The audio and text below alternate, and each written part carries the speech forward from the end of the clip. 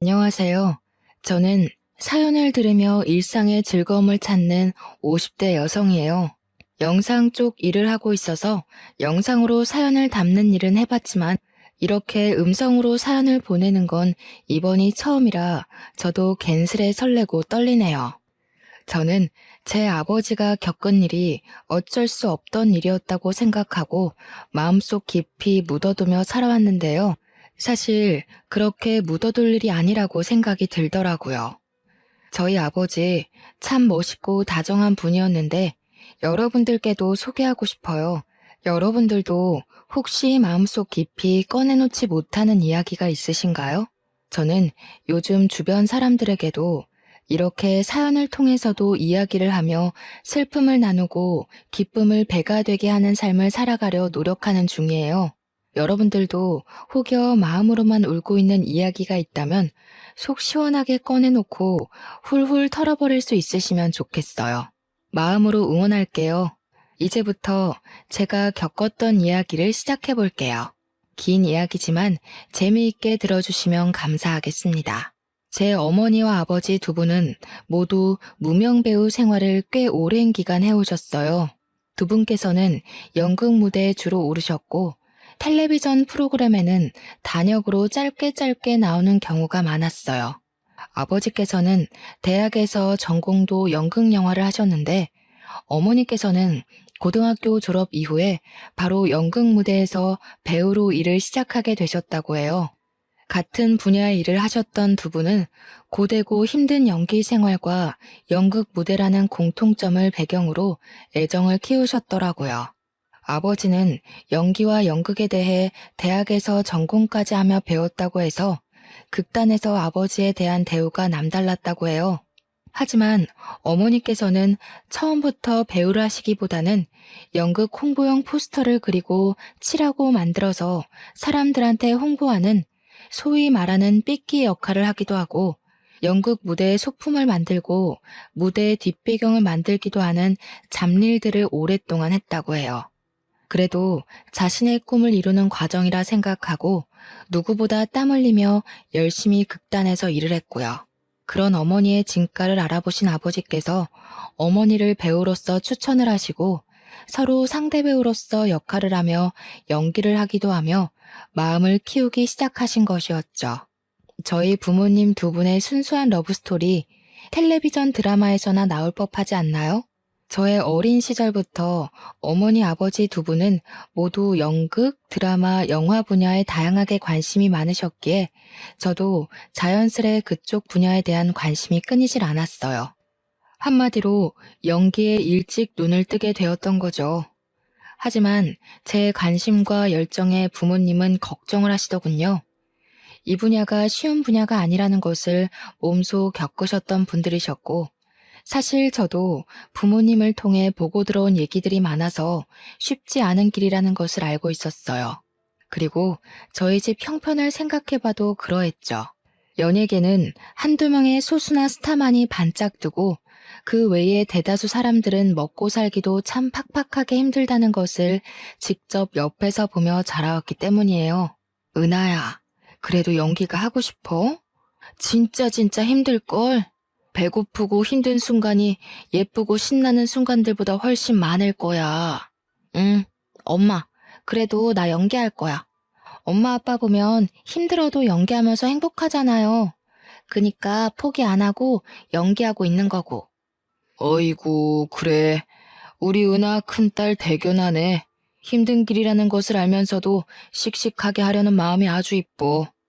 어머니 아버지의 젊은 시절 동료라고 할 수 있는 친구분들 중에서 중년의 나이가 되실 때까지 연극이나 연기 쪽으로 일을 하시는 경우는 정말 드물었어요.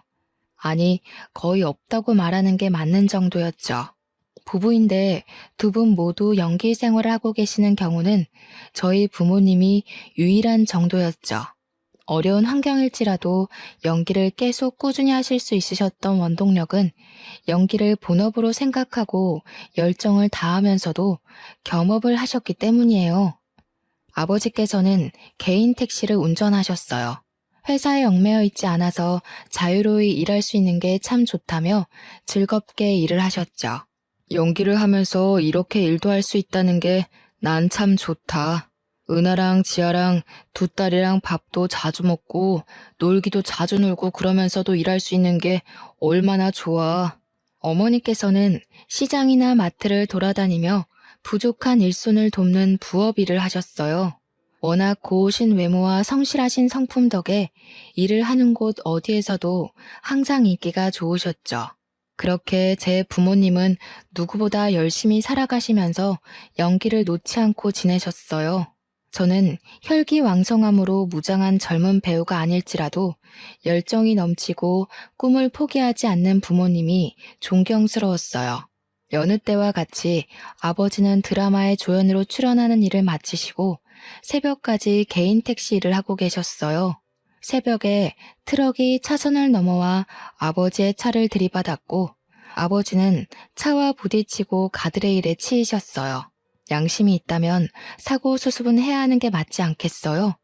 저희 아버지 차량은 가드레일에 부딪혀서 차량의 형태도 못 알아보게 되었는데 사고를 낸 사람은 신고도 하지 않고 사고 차량을 몰고 바로 도주를 해버렸고요.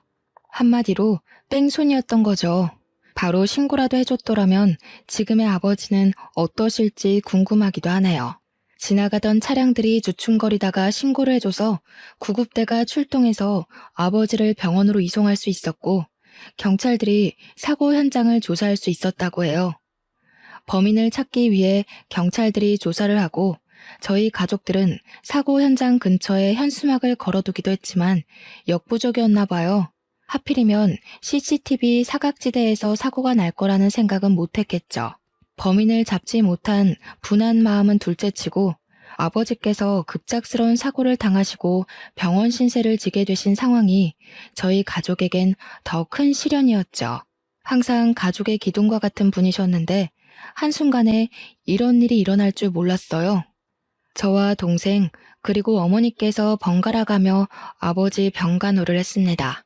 몸을 움직이기도 어려운 수준이었기 때문에 갓난 아기를 돌보듯 모든 것을 저희 손을 통해 해야 했어요.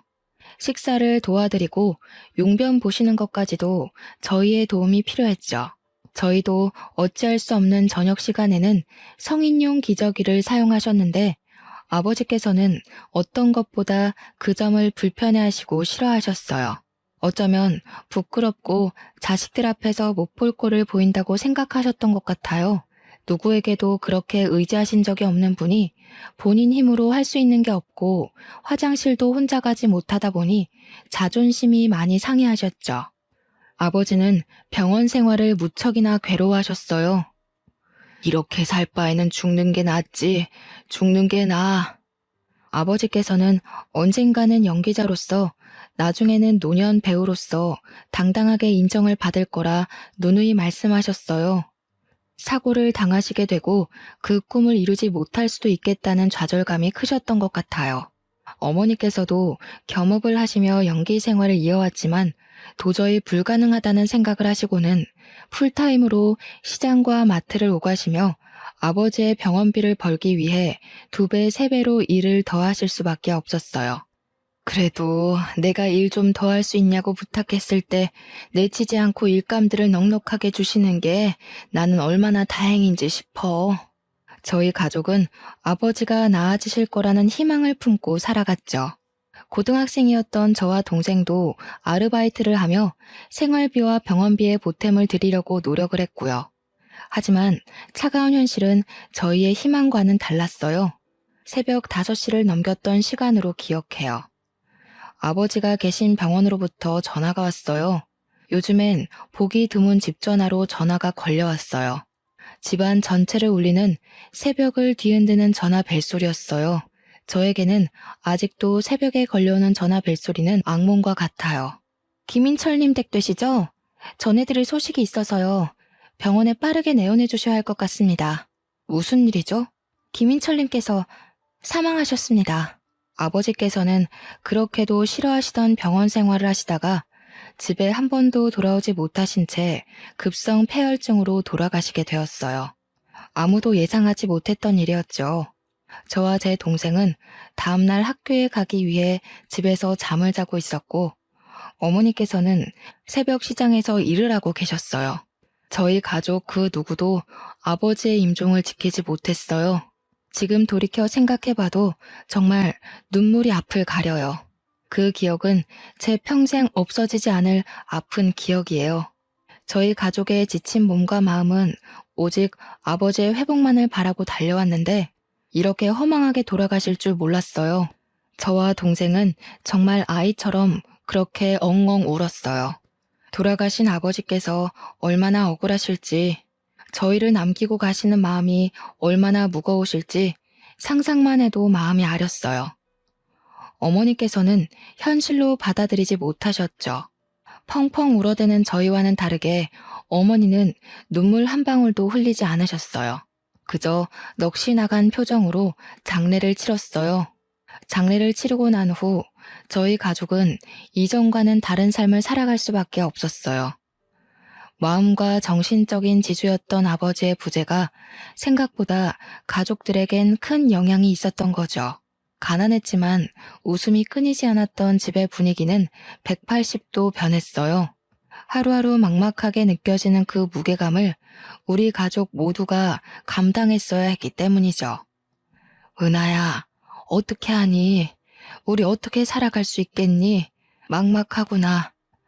너희 아버지 없는 우리가 뭘 할 수 있겠니? 내가 더 잘할게, 엄마. 내가 다 먹여 살리고 돈도 많이 벌게. 걱정하지 마. 가족 모두가 이를 악물고 살아가게 된 계기가 되었어요.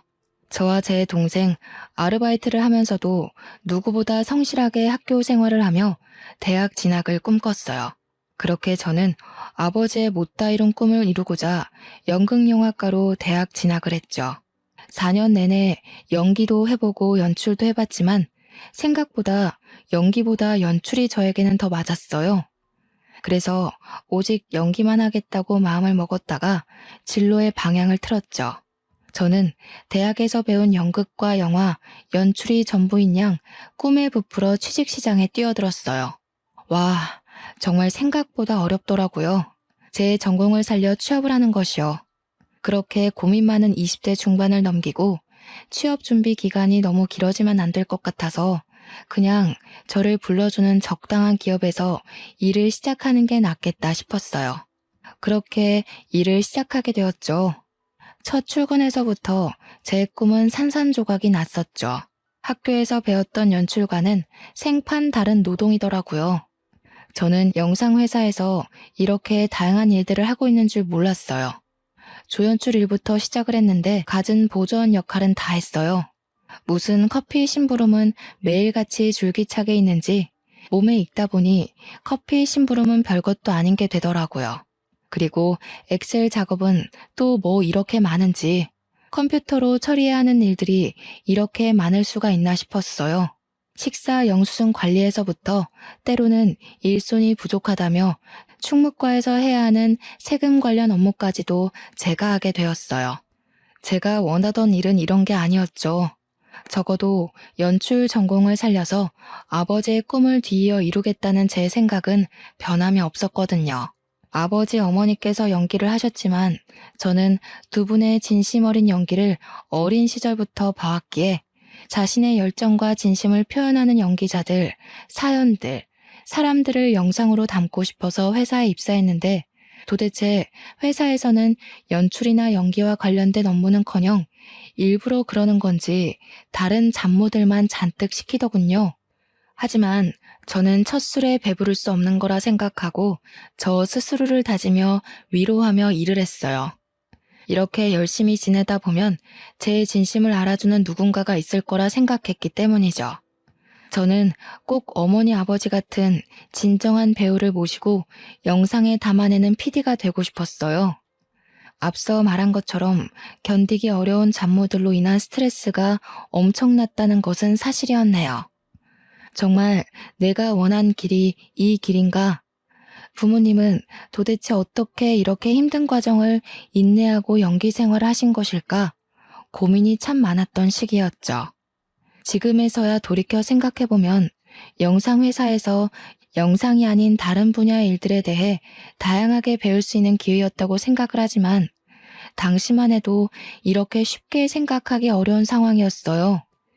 이 일을 시작하고 5년 차가 되었던 시기였어요. 일을 다니던 5년간 매년 영수증 관리나 시켰던 상사가 웬일로 저에게 영상 소재에 대해 같이 회의해보자고 제안을 했어요. 평소 그려왔던 다큐멘터리에 대해 신나게 말씀드렸죠. 회사에서 제대로 설명드리기 위해서 회의 자료들도 정말 열심히 만들어가고 PPT 작업까지도 해서 프레젠테이션을 발표했죠. 제가 오랫동안 기획해온 다큐멘터리 내용입니다. 모두가 주인공에만 스포트라이트를 비추고 박수를 쳐줄 때 누군가는 분명히 단역 조연으로 스포트라이트 밖에서 최선을 다하고 있죠. 이걸 저희 다큐에서 담으면 좋을 것 같아요. 제 열정에 대해 좋게 봐주신 것인지 여태 한 번도 없었던 인물과 장소 섭외에 대해 저에게 완전 일임을 해주셨어요. 아이디어를 더 디테일하게 내면서 어떤 영상 작품을 만들지 즐거운 고민이 시작됐죠. 몸은 힘들지라도 내 아이디어가 담긴 영상 작품이 생긴다는 마음에 굉장히 들뜨더라고요.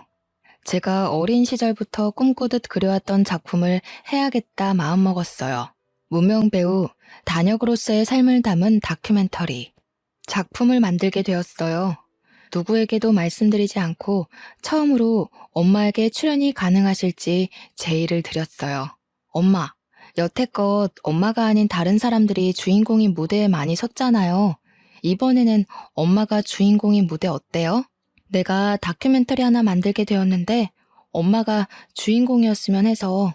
어머, 너무 잘 됐다. 작품 만들고 싶어 했던 건 오래전부터의 일인데 벌써 몇 년 동안 회사 생활을 하고 결국 네 작품을 만드는구나. 고생 끝에 정말 낙이 온다더니 축하해 딸. 그런데 엄마는 너무 늙고 못나서 출연하긴 좀 그래. 아니, 엄마가 어디가 어때서 그래요. 엄마만큼 고운 사람도 엄마만큼 성실한 배우도 본 적이 없어. 난 정말 내 작품이니까 꼭 엄마가 나와줬으면 해요. 아빠는 보고 싶고 출연을 부탁드리고 싶어도 이제는 그럴 수가 없잖아. 엄마가 꼭 주인공이 되어줘요? 어렵다는 엄마의 손사래에도 불구하고 저는 끈질기게 엄마를 설득했어요. 주인공이 엄마 혼자는 아니니까 너무 부담 갖지 않아도 된다는 점과 엄마의 진실한 이야기를 누군가에게 들려줄 수 있다는 것이 얼마나 큰 기회냐고 말씀드렸죠. 엄마는 생업이 바빠 연기 생활을 그만둔 지 오래라며 걱정하셨지만 어쩔 수 없이 그만뒀던 연기였기에 그만큼 연기에 대한 아쉬움이 남으시기도 하셨던 것 같아요. 결국 제 설득 끝에 출연을 하시기로 했죠. 엄마, 아버지 돌아가시고 연기 생활하고 싶어도 못했잖아요. 그 한을 좀 풀자. 우리 엄마 예쁜 얼굴 아깝단 말이야. 딸내미가 만드는 영상에 출연한다는 것도 얼마나 기분 좋은 일이야. 한번 나와줘요, 안배우님. 어머니를 필두로 다양한 단역 배우들을 섭외하고 다큐멘터리를 찍게 되었어요. 촬영 배경은 주로 대학로나 여의도였고요. 연극이나 방송을 짧게 하시는 경우가 많았고 대부분 사업을 하시거나 다른 일을 병행하면서 연기를 하셔서 양해를 구하며 촬영을 하게 되었죠. 아이고, 참 내가 뭐라고 이렇게 또 방송을 타게 해주나. 너무 고마워요. 촬영하시는 분들 고생이 많네요. 은하도 그렇고. 어머니가 주인공인 방송은 처음이시죠? 떨리실 것 같아요. 그래도 최대한 긴장 풀고 편히 말씀해 주세요. 인터뷰 형식으로 진행되다 보니 어렵지 않으실 거예요. 엄마가 겪어온 이야기, 연기에 대한 생각들 솔직하게만 이야기하시면 돼요. 저희 어머니는 주로 인터뷰 형식으로 촬영을 했어요. 이전에 어떤 사연이 있었는지를 말씀해 주셨죠. 어머니의 남편, 제 아버지와 연기로 만나고 사랑을 키워 아이들까지 낳아 키웠지만 허망한 사고로 먼저 이 세상을 떠났다는 이야기를 담았어요. 연기자에 대한 이야기인데 어머니의 사연이 사연인지라 뺑소니 사고에 대한 이야기를 길게 하시더라고요. 저도 방송을 통해 어떻게 해서든 범인을 찾고 싶었던 사심도 있었고요. 어떻게 CCTV도 제대로 없고 목격자 한 명도 없는 사고라는 것이 존재할 수 있는 것이고 그 사고의 당사자가 저희 아버지가 될 수 있는 것이었을까요? 그로 인해 목숨까지 잃게 되신 저희 아버지. 어머니께서 눈물을 억지로 눌러 참으시며 아버지 이야기를 꺼내시는데 저희 스태프 모두 눈물을 함께 훔칠 수밖에 없었어요. 그런 일이 있었던 건 몰랐어요. 은하 PD 고생 많았네요. 진짜 텔레비전에 나올 만한 사연인데요.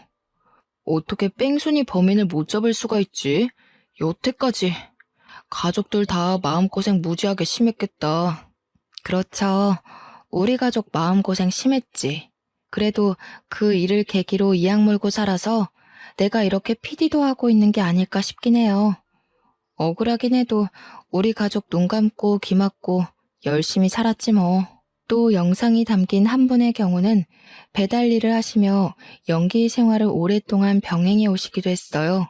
사실 배달 일을 하면 몸도 얼굴도 상하고 정말 필요한 일인데 연기에 대한 열정이 있어도 연기만으로는 도저히 월세만 해도 감당하기 어려울 정도였기 때문이라고 하셨죠. 저희 부모님 외에도 다양한 단역분들의 애환과 감동을 담은 다큐멘터리는 꽤 오랜 기간 시간이 걸려 최종적으로 완성이 되었어요. 영상으로 찍는 것도 오래 걸리지만 편집을 하고 컴퓨터 그래픽과 자막을 넣고 수정을 하고 완벽한 영상물을 만드는 데까지가 꽤 오랜 시간이 걸리는 작업이었죠. 이제 다큐멘터리를 방송에 내보내기 전에 마지막 관문이 남아 있었습니다. 영상이 방송을 타기 전에 대표님의 컨펌이 필요했던 것이죠. 그래서 영상을 대표님께 보여드렸습니다. 긴장되고 떨리는 순간이었죠. 혹여나 마음에 들지 않으신다는 말씀을 하시면 완성된 영상일지라도 방송에 나가지 못할 테니 말짱 도루묵일 테니 말이에요. 우리 진짜 그동안 고생했다. 이제 마지막으로 조금만 더 힘내서 일해봅시다. 대표님 컨펌만 떨어지면 끝이야 끝. 그러게요. 드디어 끝이라는 게 보이기는 하네요. 와 진짜 고생했다 우리. 컨펌 잘 되면 좋겠어요 진짜로.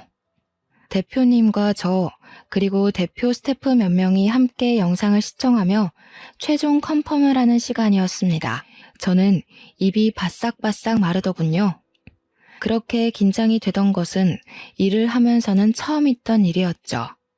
갑자기 당황스러운 일이 벌어졌어요.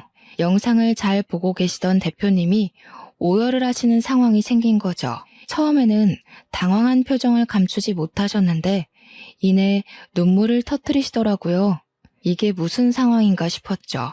저는 놀라서 입을 다물지 못했지만 대표님께 휴지를 내어드리며 조용히 괜찮으시냐고 영상에 문제가 많다고 생각이 드시냐고 여쭤보았어요. 대표님, 괜찮으세요? 무슨 일이신지 여쭤봐도 괜찮으실까요? 제 영상 감동적일 수는 있지만 대표님께서 오열하시면서까지 그렇게 울만한 이야기는 아니었는데요. 아, 미안해요, 은하씨. 지금 내가 너무 마음이 가라앉지를 않아서 다음에 따로 시간 내서 말씀드릴게요. 저도 생각 정리 좀 해야 할 것 같아서요. 대표님의 뜬금없는 오열에 당황한 저와 스태프들은 침묵을 지키며 사무실에 각자 자리로 돌아왔습니다. 순간 저희의 노력이 물거품이 된 것만 같은 기분이 들었어요. 감동적인 포인트가 있다고 해도 그렇게 오열할 만큼의 슬픈 이야기는 분명히 아니었는데 대표님이 왜 저렇게 우시는 거지?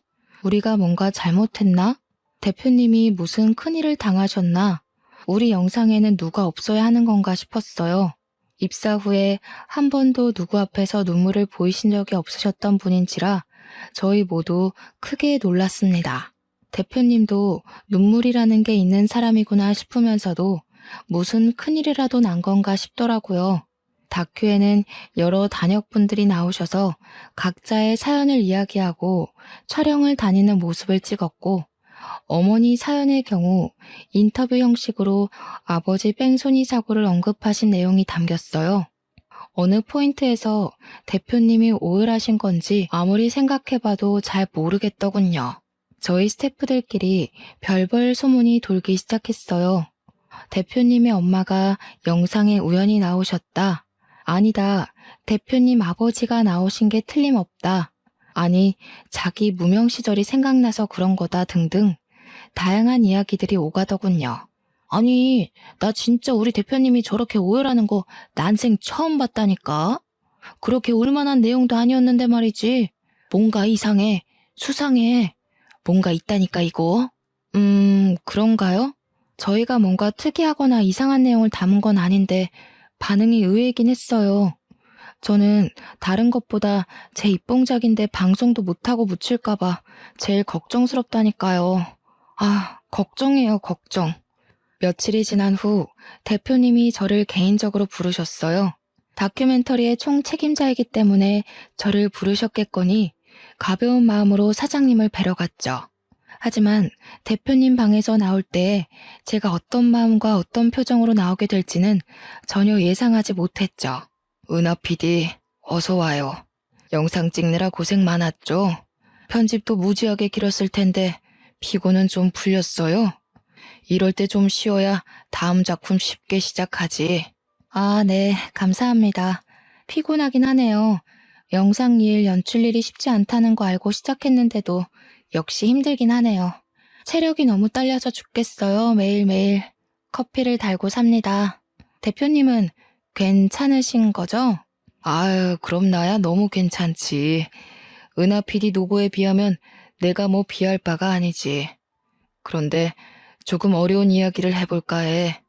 고민이 많았는데 계속 숨기는 건 도저히 은하 PD한테 예의가 아닌 것 같아서. 대표님이 무게를 잡으시며 하셨던 이야기는 상상 초월의 내용이었어요. 대표님은 어린 시절 아버지 밑에서 자라셨다고 해요. 한부모 가정에서 자라셨던 거죠.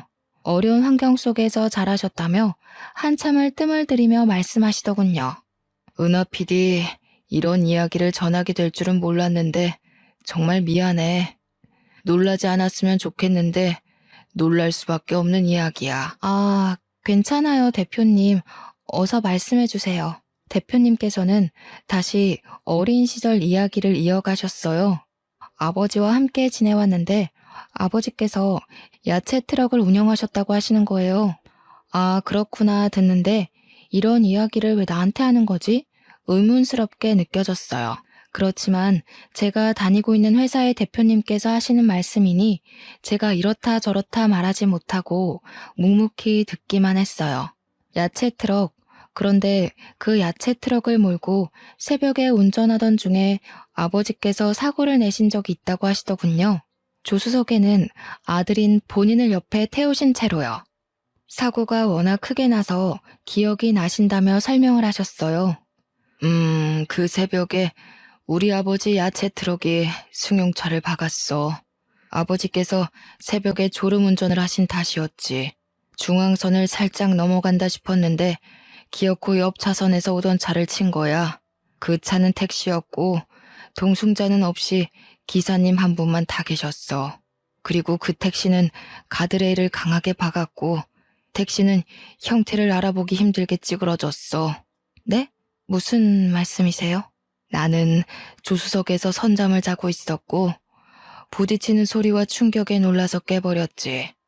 아버지께서는 운전대를 잡고 있는 손을 벌벌 떨고 고개를 들지 못하고 계셨어. 나는 아빠를 계속 불렀고 무서워서 울어버렸어. 그런데 아버지는 숙였던 고개를 들고 나를 한번 쳐다보시고 주위를 살피며 그대로 집으로 오셨어. 대표님은 계속 말씀을 이어가셨어요. 다큐멘터리에서 언급된 사고 현장은 아버지께서 자주 다니던 길이라 CCTV가 없었다는 것을 확실히 알고 계셨다고 해요.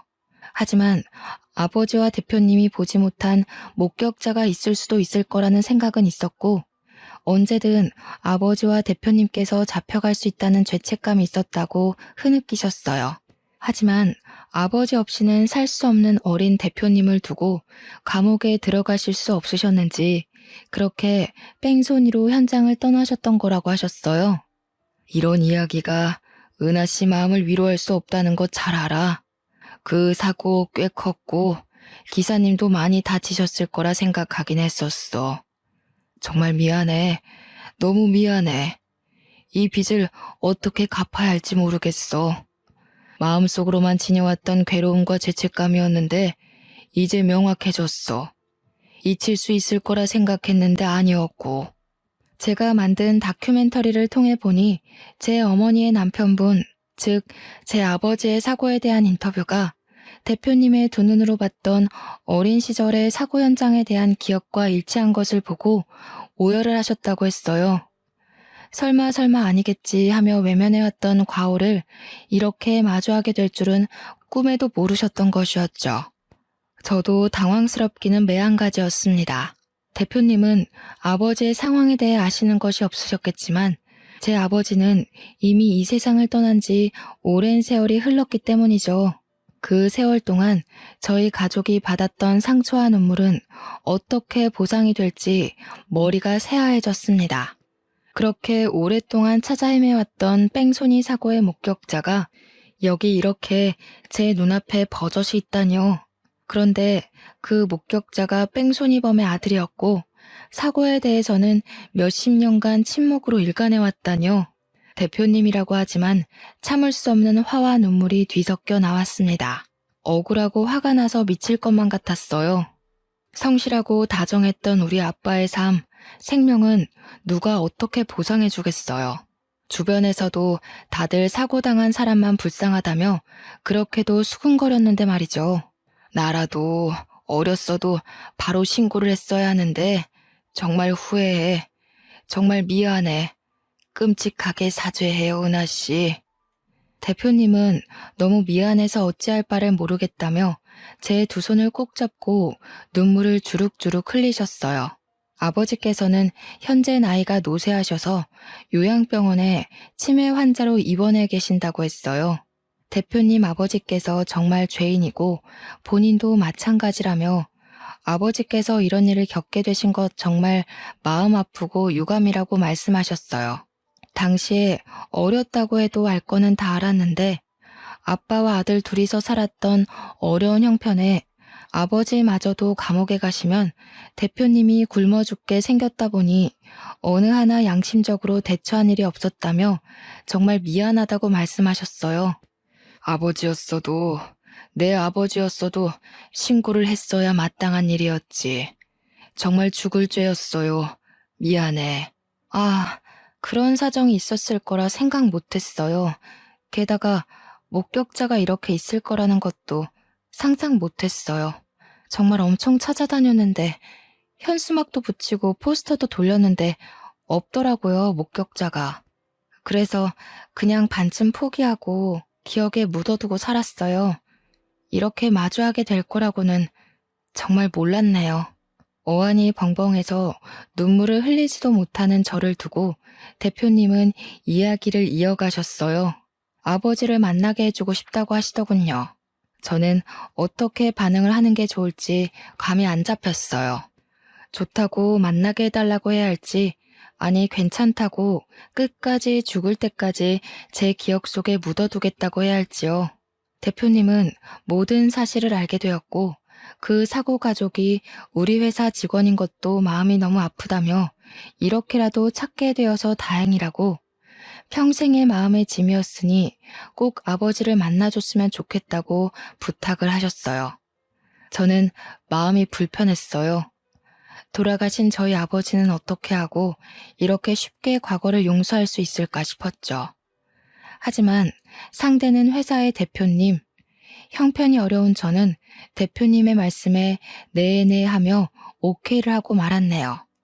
약속한 시간은 금방도 찾아왔습니다. 몇 주 뒤에 잡아둔 면회 날짜가 이렇게 빨리 찾아올지 몰랐어요. 어머니와 동생에게 사실대로 이야기를 했다가는 정말 말 그대로 뒤집어지고 쓰러질 것만 같아서 우선 제가 먼저 대표님 아버지라는 분을 만나 뵙기로 했죠. 대표님의 차를 빌려 타고 함께 가는 길. 차 안의 고요한 침묵은 이상하리만치 현실감이 없었고 긴장감까지 맴돌았어요. 마치 전쟁에 나가는 병사들의 마음이 이랬을까 싶었어요. 가긴 가야 하는데, 마주하긴 마주해야 하는데, 뭘 어쩌지 싶은 마음에 정말 피하고 싶더군요. 그렇게 요양병원 앞에 도착을 했죠. 시간이 멈춰버렸으면 좋겠다는 생각밖에 들지 않았어요. 어린 시절부터 그려왔던 우리 아빠를 아프게 하고 죽게 만든 뺑소니범은 뿔 달리고 악마같이 생긴 나쁜 사람일 거라 생각했는데 그게 아닐 수도 있다는 가능성이 참 머릿속을 복잡하게 만들었어요. 은하 PD, 이쪽이야. 내가 앞장설게요. 아, 네. 요양병원이 익숙한 듯 앞장서시는 대표님의 등 뒤를 따라 저는 저벅저벅 걸어갔어요. 참 무거운 발걸음 오랜만이었네요. 어떤 이야기부터 시작해야 할지 원래 가해자를 찾게 되면 멱살잡이를 하겠다 마음먹고 살아왔는데 이렇게 만나게 될 줄은 몰랐죠. 멱살잡이는 어려울 것 같은데 그러면 어떻게 하지? 내 화와 분노와 억울함을 어떻게 표현을 해야 하지? 고민을 하며 병실로 걸어 들어갔어요. 아버지, 저의 기억 속에 가장 아픈 이야기를 해야 할 것 같아요. 이제는 분명히 마무리해야 할 것 같아서요. 이렇게 이야기를 하시며 대표님은 먼저 무릎을 꿇고 이야기를 시작하셨어요. 노쇠한 노인분이 침대에서 내려와 대표님과 함께 나란히 무릎을 꿇고 눈물을 흘리셨어요. 저는 제 사연을 이야기할 수밖에 없었죠. 어떻게 살아왔고 어떤 아빠였는지 갑자기 우리 곁을 떠나시게 되었는데 뺑소니 사고였고 목격자도 CCTV도 없어서 할 수 있는 일이 없었다는 것. 경찰 조사도 금세 끝나버리고 억울한 마음이 풀리기도 전에 당장 입에 풀칠하기도 바빠 일을 시작할 수밖에 없었다는 것을 이야기했어요. 어쨌든 저쨌든 우리가 어떤 이야기를 하고 슬퍼해도 저희 아버지는 이미 이 세상에 계시지 않아요. 우리 아빠 살려내요. 미안합니다. 죄송합니다. 입이 1000개 만개여도 부족해요. 경찰서 앞을 몇 번을 찾아갔는지 모르겠어요. 이 노인네가 갈 때가 다 돼서야 이렇게 마음을 전하네요. 부족한 인간이라 미안해요. 내가 그때 제대로 죗값을 치렀어야 하는 건데 정말 미안해요, 아가씨. 치매가 있다고 하셨는데 제가 전했던 이야기를 들으시고는 옛 기억이 떠오르셨는지 함께 눈물을 흘리시며 진심으로 참회를 하시더군요. 그때로 돌아갈 수는 없다는 것을 알지만 다시 돌아간다면 꼭 당신께서 감옥에 갔을 것이라며 그렇게 바로 경찰에 신고를 했더라면 아버지께서 덜 억울하셔서 돌아가시지는 않으셨을 수도 있을 거라는 이야기를 하셨어요. 말씀이라도 그렇게 따뜻하게 해주시는 게 감사하더군요. 평생을 증오하던 아빠를 죽인 범죄자란 사실이 믿기지 않게 그 진심이 담긴 한두 마디의 말이 사람 마음을 이렇게 어루만질 수도 있구나 싶었죠. 정말 내가 저승에 가서라도 죗값은 달게 받을 거야. 내가 그대들 가족들에게 몹쓸 짓을 했지. 내 새끼만 귀한 줄 알고 살면 뭐하나. 짐승만도 못한 거지. 전벌받고 이렇게 병원에 갇혀 송장처럼 죽은 것처럼 있는 거지. 아이처럼 엉엉 눈물을 흘리시는 모습에 마음이 울리더군요. 저희 아빠가 정말 안타깝고 억울하기도 하고 이 사과와 대화로 모든 것들이 해결되지는 않겠지만 작게나마 실마리가 보이는 듯했죠. 그동안 마음을 억눌러 오던 짐을 조금은 덜어놓은 것만 같았어요. 이후 제가 겪은 상황을 제 어머니와 동생에게 알렸고 정말 둘은 까무러치듯 놀라 자빠졌어요. 그래도 저희가 직면한 현실을 마주하고 해결해야 할 것들은 해결해야겠다 싶어서 어머니와 대표님과의 자리를 마련한 뒤 두 분의 독대가 있었습니다. 두 분만이 나눌 수 있는 이야기가 있었겠죠. 어머니는 대표님과의 대화 이후 아버지의 부재가 생긴 이래로 처음 보는 후련하고 홀가분한 표정을 지어 보이더라고요.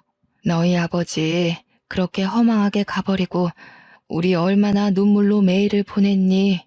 범인도 못 잡고 뺑소니 사고라는 게 너무 억울해서 미치겠는데 그렇게 원망하며 우리 시간을 버린 것도 몇십 년이다. 얘들아, 너희 대표라는 사람, 대표님 아버지가 눈물로 싹싹 빌며 미안하다고 그렇게 우는데 나도 같이 울어버렸다. 어쩌겠니? 산 사람은 살아야지. 저도 그런 어머니를 보는 마음이 좋았고요. 어머니는 제가 생각했던 것보다도 훨씬 강한 여성이었더군요.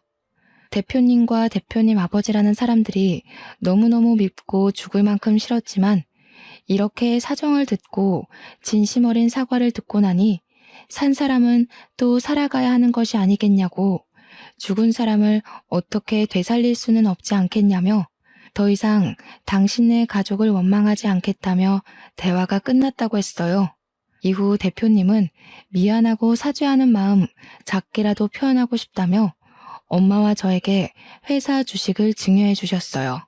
미안한 마음 어떻게 표현을 해야 할지 모르겠고 이걸로 되지 않을 거란 것도 너무 잘 알지만 제 작은 마음이니 꼭 받아주세요. 회사 주식인데 그래도 우리 회사 꽤 잘 나가거든요. 알죠? 은하 PD는 알 거야. 미안하고 고마워서 그래.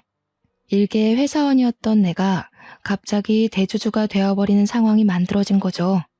회사는 제 생각보다 좋은 곳이었나 봐요. 이후로 쭉 승승장구하며 기업의 크기가 커지다가 대기업에 합병되어 운영이 되었고, 저는 그 주식을 팔고 엄마와 동생과 함께 넉넉히 오붓하게 평화롭게 잘 살아가고 있어요. 이렇게 제 긴 이야기는 마무리가 됩니다. 연기하시는 부모님 밑에서 자라며 연기, 연극, 연출에 자연스럽게 관심을 가졌고, 운이 좋게도 대학 졸업 후 바로 영상회사에 취업하게 되어 쪼들리는 생활비 걱정은 접어두고 살 수 있었는데, 저를 뽑아준 회사 대표님께서 저희 아버지와 이렇게 관련이 있었던 사람이라고는 생각을 못했죠. 어떻게 생각하면 돌아가신 아버지께서 저를 끝까지 지켜주시고 도와주신 게 아닐까 싶어요. 그리고 억울하고 마음 아팠던 아버지에 대한 기억이 이제는 상처라기보단 아물어가는 흉터 같다는 생각이 들어요. 그 흉터를 돌아보면 불쌍한 우리 아빠 생각에 눈물이 앞을 가리지만, 그래도 우리가 이렇게 살아갈 수 있는 이유는 아버지시고, 우리가 이렇게 다시 잘 살아갈 수 있게 도와주신 분도 아버지라는 생각이 들어요. 아빠가 살아서 우리 가족과 함께 울고 웃을 수만 있으면 다른 소원이 없을 텐데, 정말 이제는 아버지에 대해 제대로 작별 인사를 해야 할 때인 것만 같아요. 저의 사연은 이렇게 마무리하겠습니다. 긴 사연을 들어주신 여러분, 정말로 감사합니다. 그리고 아버지에 대해 짧은 편지를 남길게요. 아버지, 항상 저희 곁에 함께 하신다는 거 잘 알고 있어요. 힘들 때마다 아버지 생각이 나지만 아버지를 생각하며 제 마음을 다잡을 수 있어요. 아빠, 너무 보고 싶어요. 하지만 저희 가족이 이 세상에서 행복하게 살아가는 것이 아버지한테는 가장 큰 바람일 거라는 생각이 들어요. 아빠, 제 아버지가 되어주셔서 감사해요. 다시 태어나도 아빠 딸이 되고 싶어요. 감사해요. 사랑해요.